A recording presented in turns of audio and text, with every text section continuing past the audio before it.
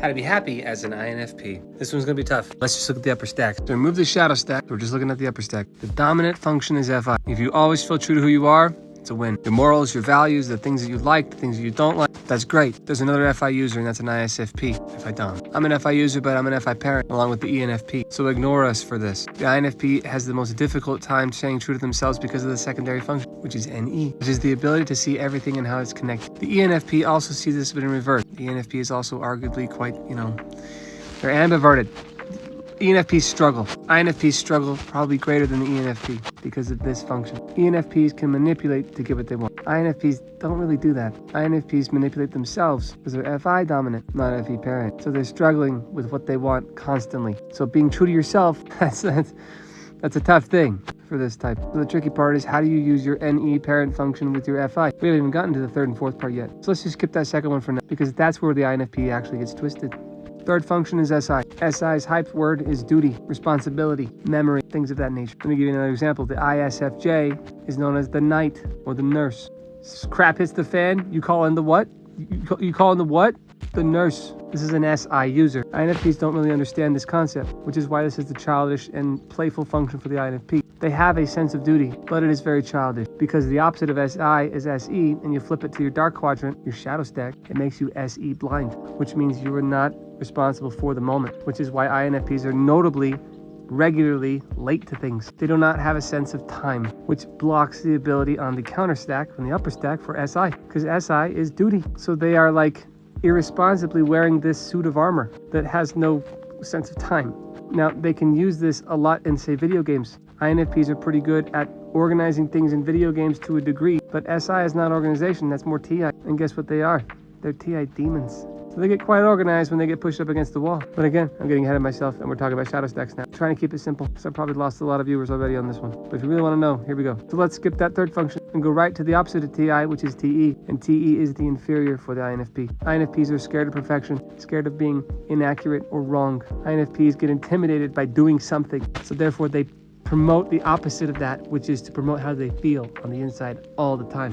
FI DOMs. And you combine that with every option possible with any parent. You have this person who is very solid about something, but they don't know what that is. It's a very frustrating concept. That combined with their partially wearing this suit of armor, they want to defend the notion of what is right, but half and half, so they're considered unreliable now. Now combine that with everything else that I just mentioned without even mentioning all 8 of their functions, and you have the stereotype for this INFP. So how do they get pleasure? Let's bring it full circle. Because they're SE blind, I would highly suggest using SE as often as possible. I'm an SE dominant, so I know how to use it better than anybody else. So take it for what it is. It is the moment. INFPs need to hold on to what they want, FI, in that moment. Remember, I'm an SE to FI. So I'm putting my FI onto you by saying that. But don't take it from me. Take it from you. That's a FI, not FE. INFPs are also super powerful when they use their ally nemesis, which is FE. So if you actually care about somebody else, truly, unconditionally, which is very difficult for an INFP, it's very easy to bother them, very easy to throw them off, because they consider things as a backup, as a backup, as a backup. There's always a backup for an INFP, because as an NE parent, they should have a backup plan. But with too many backups,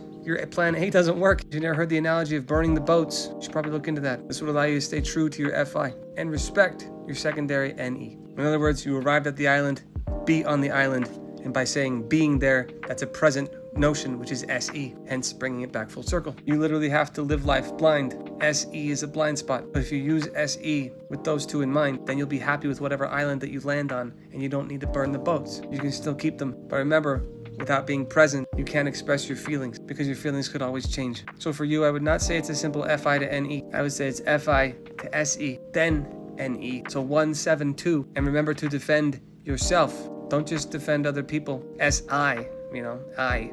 That's the third function. And then when all is said and done, you did accomplish something. You did it. By being true to yourself, you did fulfill something in and of itself, which is what TE is in efficiency. Efficiency, teaching, and helping other people do that.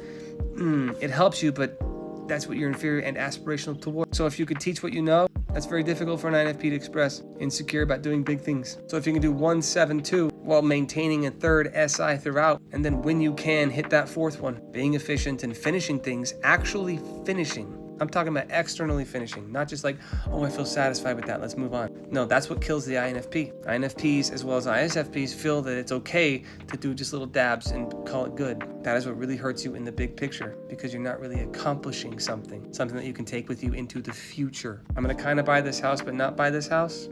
You can't do that. Where are you gonna live, right? You have to actually execute, and you have to do that in real time. That's why I say for you, I'd say 1, 7, 2, 3, while maintaining it all, and 4 as often as possible. And if you don't keep that 5th one, caring about other people's feelings, maybe even more than your own, that's, oof. I mean, no man's an island, I say, but to get there, you can't sail on a canoe, and you're gonna need a crew. This is where the INFP can become an ENFP. After all, ENFPs are the ambiverts, right? But stay true to yourself. Use that FI.